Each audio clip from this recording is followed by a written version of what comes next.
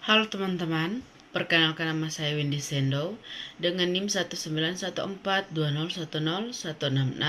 Saya mahasiswa dari Universitas Pembangunan Indonesia, Prodi Ilmu Keperawatan, kelas A1 semester 7.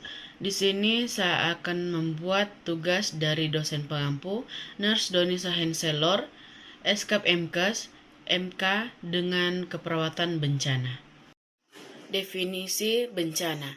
Bencana adalah peristiwa atau rangkaian peristiwa yang mengancam dan mengganggu kehidupan dan penghidupan masyarakat yang disebabkan baik oleh faktor alam dan atau faktor non-alam maupun faktor manusia, sehingga mengakibatkan timbulnya korban jiwa manusia, kerusakan lingkungan, kerugian harta benda, dan dampak psikologis dan di luar kemampuan masyarakat dengan segala sumber dayanya. Klasifikasi bencana. Pertama, menurut penyebab: A. Alam, gempa bumi, erupsi vulkanik, keadaan cuaca berat dan kekeringan. B. Perbuatan manusia, kecelakaan atau perang. Kedua, menurut perkiraan. A. Dapat diprediksi sebelumnya, serupa banjir, angin taufan. B. Tidak bisa diprediksi gempa bumi. Ketiga, menurut kelangsungan. A. Singkat saja seperti angin topan, gempa bumi. B. Jangka waktu yang lama, kekeringan, kecelakaan, radiasi. 4. Menurut frekuensi. A. Sering, angin tornado dan taufan. B. Jarang mencairnya reaktor-reaktor nuklir. Kelima, menurut dampak. A. Terhadap jutaan orang, kelaparan, gempa bumi. B. Relatif kecil orang, runtuhnya jembatan. Asal dan resiko bencana. Bencana alam yang diakibatkan oleh peristiwa atau serangkaian peristiwa yang disebabkan oleh alam antara lain berupa gempa bumi, tsunami, gunung meletus, banjir, kekeringan, angin topan, dan tanah longsor, kekeringan, kebakaran hutan atau lahan karena faktor alam, hama penyakit tanaman, epidemi, wabah, kejadian luar biasa, dan kejadian antariksa atau benda angkasa.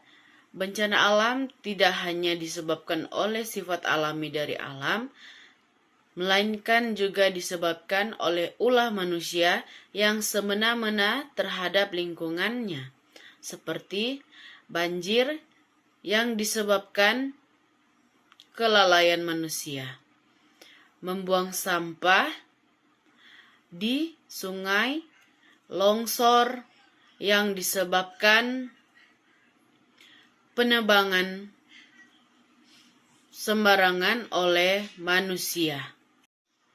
Tujuan mitigasi bencana: mengurangi dampak yang ditimbulkan khusus bagi penduduk sebagai landasan atau pedoman untuk perencanaan pembangunan, meningkatkan pengetahuan masyarakat dalam menghadapi serta mengurangi dampak atau resiko bencana, sehingga masyarakat dapat hidup dan bekerja dengan aman. Beberapa kegiatan mitigasi bencana diantaranya: pengenalan dan pemantauan risiko bencana, perencanaan partisipatif, penanggulangan bencana, pengembangan budaya sadar bencana, penerapan upaya fisik, non-fisik, dan pengaturan penanggulangan bencana, identifikasi dan pengenalan terhadap sumber bahaya atau ancaman bencana, pemantauan terhadap pengelolaan sumber daya alam, pemantauan terhadap penggunaan teknologi tinggi, pengawasan terhadap pelaksanaan tata ruang dan pengelolaan lingkungan hidup. Perlu kita ketahui juga, bencana alam juga mempunyai dampak positif bagi kehidupan, seperti: pertama, gempa bumi yang membuat mineral dan batu mulia naik ke permukaan sehingga lebih mudah untuk ditambang. Kedua, letusan gunung berapi yang membuat tanah menjadi lebih subur karena abu vulkanik yang mengendap.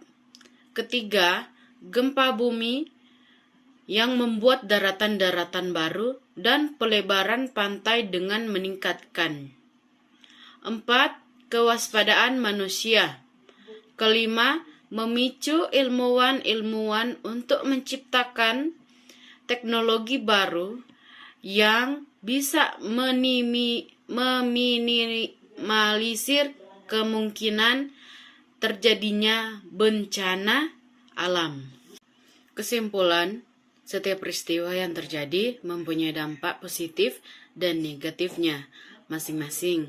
Selagi bencana alam lebih banyak berdampak negatif pada manusia, di sisi lain bencana alam sangat berdampak positif bagi lingkungan alam seperti bentuknya ekosistem baru karena munculnya daratan baru dan pelebaran pantai serta suburnya tanah karena letusan gunung. Sekian dari video presentasi saya tentang mengidentifikasi asal dan risiko bencana. Sekian.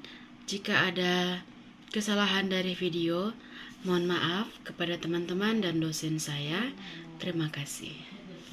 Halo adik-adik yang baru lulus SMK SMA yang mau memilih jurusan keperawatan, ayo masuk ke Universitas Pembangunan Indonesia karena kampus tersebut sangatlah oke, dosen-dosennya bagus dan mata-mata pelajarannya sangatlah apik.